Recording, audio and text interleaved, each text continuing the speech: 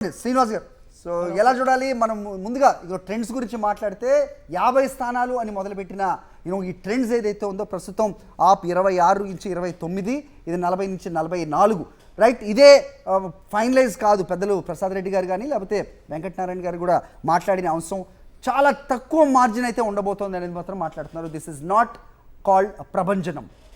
Okay, ప్రభంజనము అవుతుందా లేదా అనేటువంటిది చివరి ఓటు లెక్కించిన తర్వాత మనకు పూర్తి క్లారిటీ అనేటువంటిది వస్తుంది. ఒకటి హరి గారు, ఈ ఎన్నికల మొత్తం చూసిన తర్వాత ఇప్పుడు వస్తున్నది అయితే వెరీ ఎర్లీ ట్రెండ్స్. మనం దీన్ని బీజేపీ 50 సీట్లు గెలుస్తుందని నేను చెప్పలేను, 35కే పడిపోతుందని కూడా చెప్పలేను. ఏదైనా జరగవచ్చు. చివరి ఎన్నిక, చివరి ఓటును లెక్కించేంత వరకు కూడా మనకు రిజల్ట్ 70 స్థానాలే శ్రీనివాస్ గారు, మీకు తెలియదే ఉంది. ఇంకొక గంట 70, కానీ ఇప్పుడు మీరు చూపిస్తున్నది 43. నేను 50కి పోవచ్చు, లేకపోతే 35కే రావచ్చు అంటున్నాను. నేనేం అటు పైకే పోతా కిందికి రానని చెప్పట్లేదు, కిందికి పోతా పైకి పోలేనని కూడా చెప్పట్లేదు. నేను ఏదైనా జరగవచ్చు అనేటువంటిదే నా యొక్క అభిప్రాయం. సో ఇక్కడ కాంగ్రెస్ పార్టీకి సంబంధించి ఇందాక రియాజ్ గారు మాట్లాడిన దాంట్లో ఒకటి హరి గారు, జనరల్గా మన తెలుగు భాషలో ఒకటి మాట్లాడతాం, కుక్క తోక నూపుతుందా, తోక కుక్క నూపుతుందా అనేటువంటిది ఒక సామెత ఉంటుంది.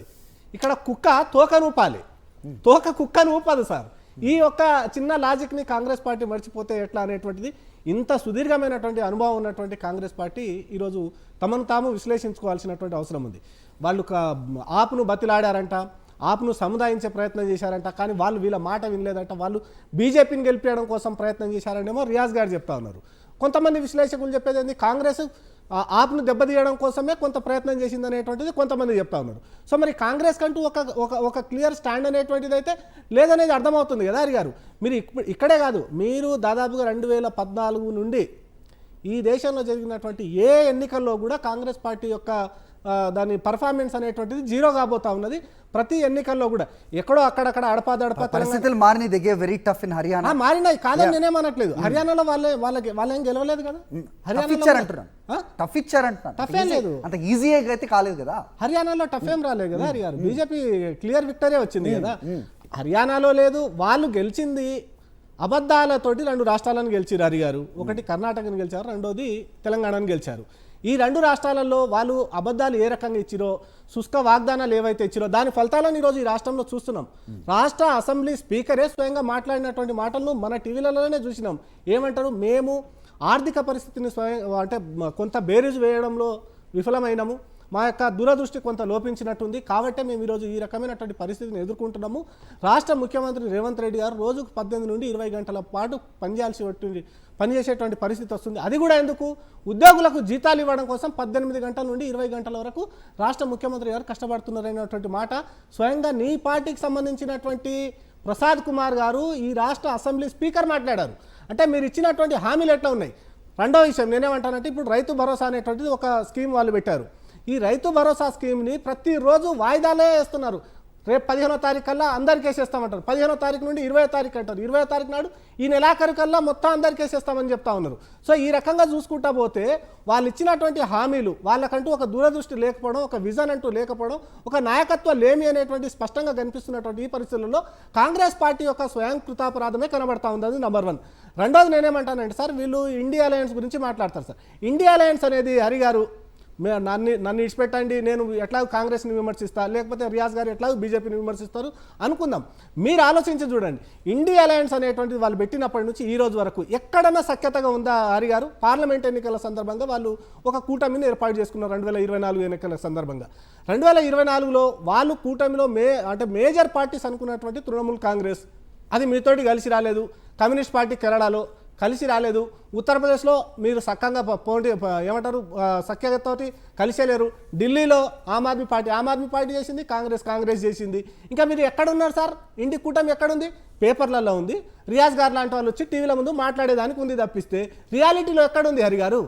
సో ఇండి కూటమి అనేది చాలా రైట్. మీరు విజన్ గురించి మాట్లాడుతున్నారు. మీ విజన్ కూడా ఏమన్నా మారిందా, లేకపోతే ఢిల్లీ ఎన్నికల్లో ఖచ్చితంగా గెలుపొందాలంటూ ఎప్పుడు లేని సంక్షేమ పథకాలు ఉబ్బడిముబ్బడిగా ఢిల్లీ ఎన్నికల్లో ప్రకటించడాన్ని రకంగా చూడాలి? అంటే మీరు అన్న దాంట్లో నేను కొంత ఏకీభవిస్తా. నెంబర్ 1 నేనేమంటానంటే, ఢిల్లీ ఎన్నికల్లో మేము ఇబ్బడి ముబ్బడిగా హామీలు ఇచ్చినాం అనేటువంటిది ఒకటైతే, రెండోది ఆమ్ ఆద్మీ పార్టీ ఏదైతే తన పేటెంట్ హక్కు అనుకున్నదో, నిజాయితీ, ఏమంటారు, అవినీతి లేనటువంటి పాలన అనేటువంటిది అన్నారు. కానీ ఈ దేశంలో అవినీతితోటి కవల పిల్లలుగా పుట్టినటువంటి కాంగ్రెస్ పార్టీని మించింది ఆమ్ ఆద్మీ పార్టీ ఢిల్లీలో. వాళ్ళ పార్టీకి సంబంధించినటువంటి సత్యేంద్ర జైన్, మనీష్ సిసోడియా, అరవింద్ కేజ్రీవాల్ అందరూ అవినీతి కేసులలోనే జైలుకు పోయారు. ఏమన్నా అంటే ఇప్పుడు రియాజ్ గారు ఒకటి అంటారు, మీరు పంపించిరని అంటారు. అంటే నేనేమంటానంటే వాళ్ళు అవినీతి లేనటువంటి పారదర్శకమైనటువంటి పాలన అందిస్తామని ఒకవైపు చెప్పి, కాంగ్రెస్ పార్టీని మించిపోయి ఇక్కడ ఉన్నటువంటి టీఆర్ఎస్ పార్టీని మించిపోయి అవినీతి అనేటువంటి దాంట్లో కూరుకుపోవడంతో ఈ రకమైనటువంటి ఫలితాలు వచ్చినాయి. మీరు ఇందాక ఒక స్టార్టింగ్ రిమార్క్స్లో చెప్పారు శీష్ మహల్ అనేటువంటి. నేను ఒక రెనాల్డ్స్ పెన్ను పెట్టుకొని అతను సినిమా చూపించేటువంటి వ్యక్తి అరవింద్ కేజ్రీవాల్ ఒక సాధారణ 10 రూపాయలదో 5 రూపాయల రెనాల్డ్స్ పెన్ను పెట్టుకొని నేను ఒక సాధారణమైనటువంటి వ్యక్తిని అని చెప్పినటువంటి అరవింద్ కేజ్రీవాల్ దాదాపు 700 కోట్ల రూపాయలతో సార్, ఈవెన్ అవినీతికి ఆలమైనటువంటి మన రాష్ట్ర ముఖ్యమంత్రి గతంలో పనిచేసినటువంటి చంద్రశేఖరరావు గారు కూడా 700 కోట్లతో కట్టుకున్నారో లేదు. కానీ ఈ అరవింద్ కేజ్రీవాల్ అనేటువంటి వ్యక్తి 700 కోట్లతోటి ఒక శీష్ మహల్ అనేటువంటి అద్దాల మేడను కట్టుకుంటే ఢిల్లీ ప్రజలు యాక్సెప్ట్ చేస్తారా? దీంట్లో యాక్సెప్ట్ చేయరనే దానికి నేనేమంటానంటే అరవింద్ కేజ్రీవాల్ గారు ఇచ్చినటువంటి హామీలు బీజేపీ అన్ని ఉచితమైనటువంటి హామీలు ఏమి ఇవ్వలే. అయినా అన్ని చెప్తుంది 2500 ఆప్ కేజ్రీవాల్ ఏదైతే ఇచ్చారో దాన్ని బీట్ చేస్తూ చెప్పిన అదే అంటున్నాను నేను అక్కడికి కూడా వస్తా. సో నేనేమంటానంటే నువ్వు ఇచ్చినటువంటి హామీలు మహిళలకు ఫ్రీ బస్ 15 కోట్లు 16 మంది ఎమ్మెల్యేలకి ఆశ చూపించడం కూడా దాని మీద విచారణ జరుగుతుంది కదా. లెఫ్టినెంట్ జనరల్ నిన్ననే విచారణకు ఆదేశించారు. ఆరోపించిందేమో ఆమ్ ఆద్మీ పార్టీ, దాన్ని నిజం చేయాలని డిమాండ్ చేసిందో భారతీయ జనతా పార్టీ. దాంట్లో మీకు అర్థమైపోతుంది. ఇప్పుడు నా మీద ఆరోపించినప్పుడు నిరూపించమని డిమాండ్ చేయాల్సింది కూడా మీరే కదా. మీరు కేవలం నా మీద బట్టగాల్చి మీద పడేసిరు. నేనేమంటానంటే సంజయ్ సింగ్ గారు సాక్ష్యాధారాలతో సహా ఏసీబీ కార్యాలయం, అందుకనే నిన్న ఎల్జీ ఏసీబీకి రెఫర్ చేశారు.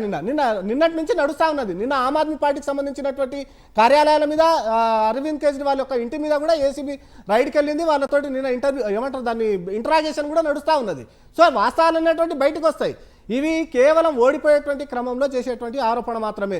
రెండోది ఇంకా సంతోషించాలి, ఇంకా వీళ్ళు ఏమనేది ఈవీఎంలు అనేటువంటిది తీసుకురాలేదు. ఇంకా కాంగ్రెస్ పార్టీ ఎప్పుడు కూడా అలాంటి ఆరోపణ చేయలేదు, చేయదు అనేది కాంగ్రెస్ పార్టీ ఈవీఎంల గురించి ఇంకా తీసుకురాలేదు. అదొకటి సంతోషించాలి.